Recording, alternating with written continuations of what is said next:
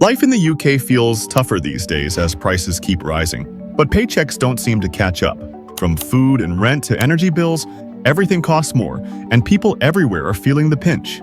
2 years ago, a single mom in Bradford noticed something strange at her local supermarket. Her usual grocery bill, which used to be around £120, had suddenly jumped to £200. A student in Manchester realized his rent and food costs had gone up by almost 40%. And in London, some full-time workers started skipping meals just to afford their energy bills. Right now, the UK is facing something much bigger than normal inflation. It's what many call a cost of living crisis, a situation where millions of people feel like they're working harder than ever, yet somehow getting poorer. So, what's really happening? Why is life getting so expensive? And most importantly, what can ordinary people do to survive, or maybe even stay ahead? If you care about saving smart and staying ahead, hit subscribe so you don't miss our weekly money guides.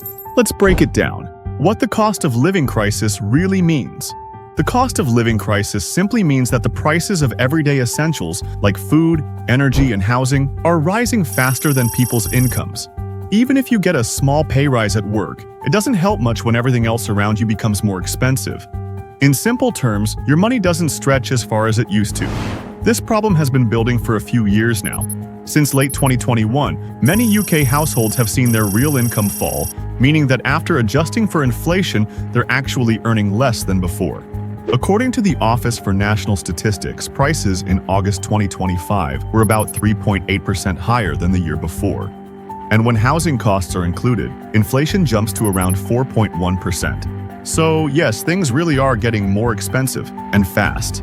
Why is this happening? There isn't just one reason behind this crisis.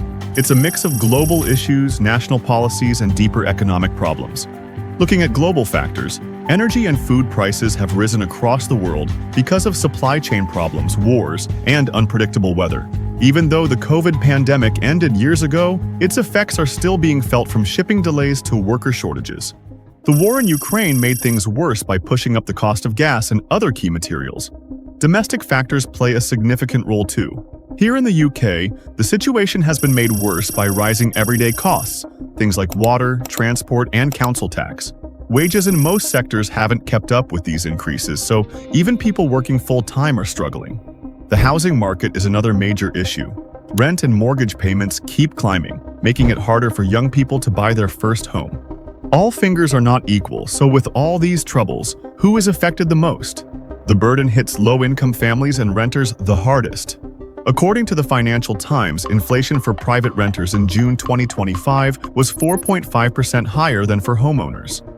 Across the country, household confidence has dropped sharply. UK Finance reports that in the second quarter of 2025, household spending fell as people started cutting back on non-essentials. What does the cost of living crisis look like in everyday life? For many people, this means higher bills for everything: food, transport, and utilities. It means having little or no savings and constantly worrying about how to make it through the month.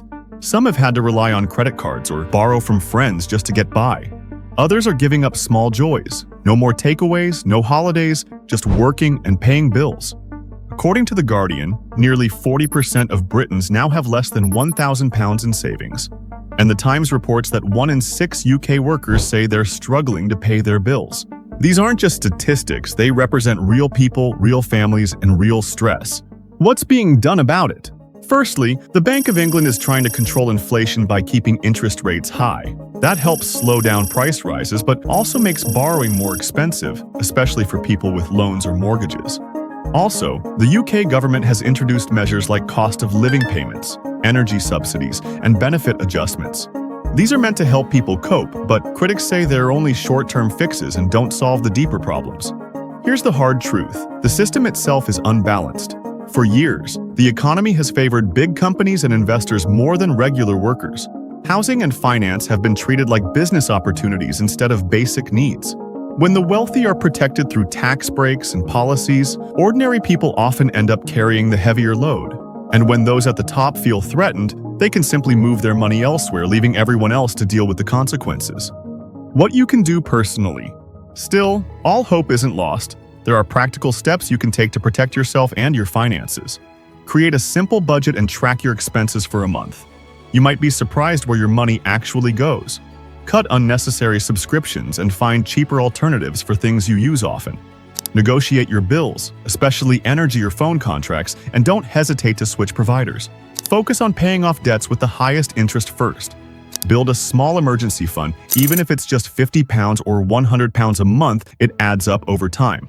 Adopt frugal habits like batch cooking, shopping at discount stores, or using public transport instead of driving everywhere.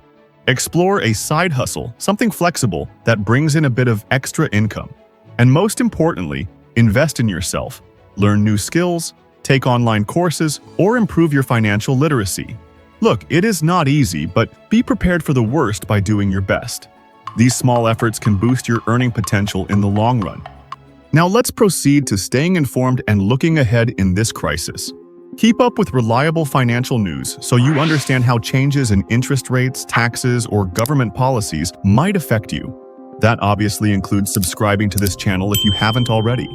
If this crisis continues without real solutions, the gap between rich and poor could grow wider. More people might fall into poverty, and political tensions could rise. But if we start addressing the root causes of fair wages, affordable housing, and access to essentials, there's hope for a fairer and more stable economy.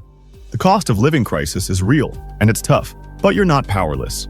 With awareness, smart habits, and collective pressure on policymakers, it's possible to get through these difficult times and even come out stronger. To understand how inflation hits you, watch why the IMF thinks UK inflation could get stuck.